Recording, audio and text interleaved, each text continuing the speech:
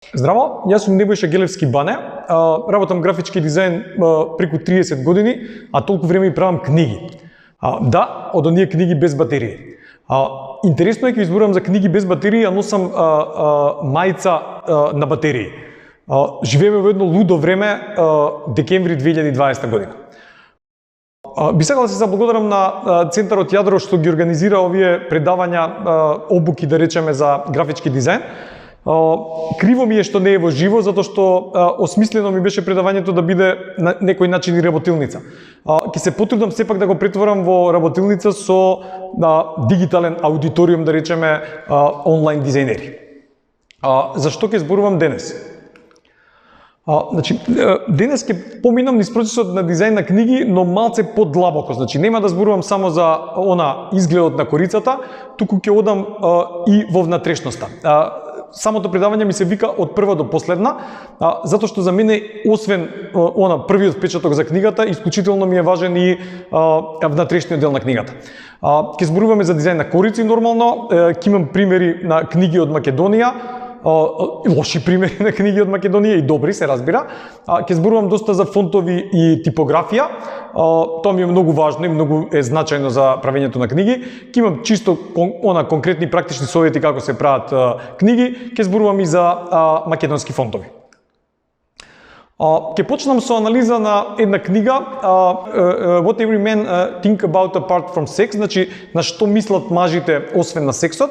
Значи, автор на книгата е професор Шеридан Симон, доктор на науки, нешто така. Што ми е интересно, значи книгата е дизајнирана класично во оној non-fiction, да речеме, стил на книги за едукација, до едукација и така натаму, популарни. Што е интересно, со продажба ги надминала Хари Потер и Кодот на Да Винчи, значи книгата е бестселер. Книгата се продава на Амазон за не многу пари, значи 8,95.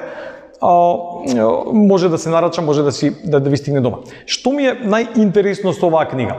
Што најмногу ме фасцинира кај оваа книга?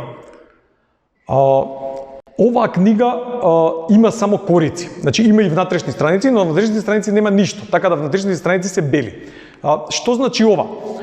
Практично се работи на некој начин, можеби и за измама, но и не е измама, бидејќи прашањето од корицата е на што мислат мажите освен на сексот, одлично одговорено на 200 бели празни страници. Значи као не мислат на ништо.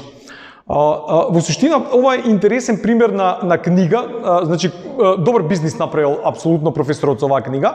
Што е значајно за една ваква книга која е внатре празна?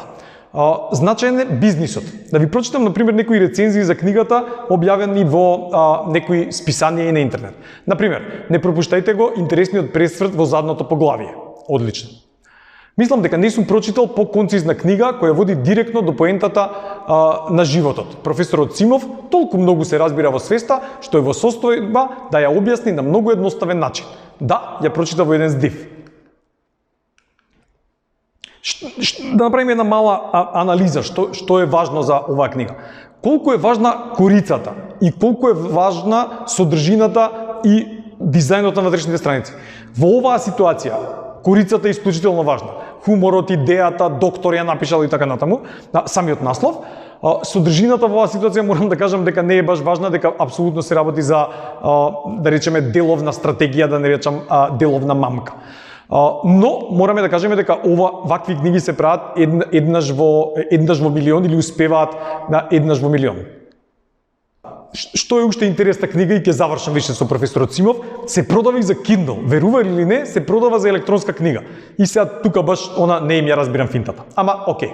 Професорот Симов има план за продолжеток и планот е причини за да им веруваме на политичарите.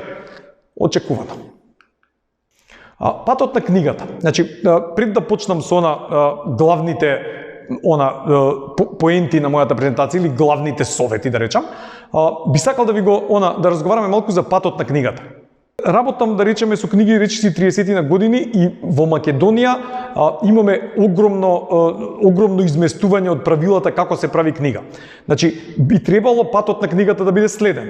Од писателот, книгата да побара издавач, да најде издавач кој ќе му ја уреди, потоа самата издавачка куќа да најде уредник кој ќе се грижи за уредување на книгата. Дури после доаѓа книгата кај нас дизајнерите. Измеѓу овие чекори има важни чекори што се викаат лектура, коректура и така натаму, исто треба да бидат завршени од страна на издавачката, куќа, уредникот и авторот. После дизајнот се разбира продукција, печатење, дистрибуција и продажба. Значи тоа е еден нормален пат на книгата. За жал, во Македонија патот на книгата изгледа вака. Може би ви изгледа смешно, може би шеговито, но комплетно според мене ја имам пресликано ситуацијата која искуствено сум ја доживеал со патот на книгата. Значи, се случува директно авторот да дојде кај нас, па да донесе несреден файл, па да го средиме речиси финално до печатење, па да свати дека треба да има уредник. Исто така и разни други ситуации во кои што е опасно измешан патот на книгата. Значи, вие како дизајнер морате да го знаете патот на книгата и да инсистирате да се оди според правилата на издавање на книгите.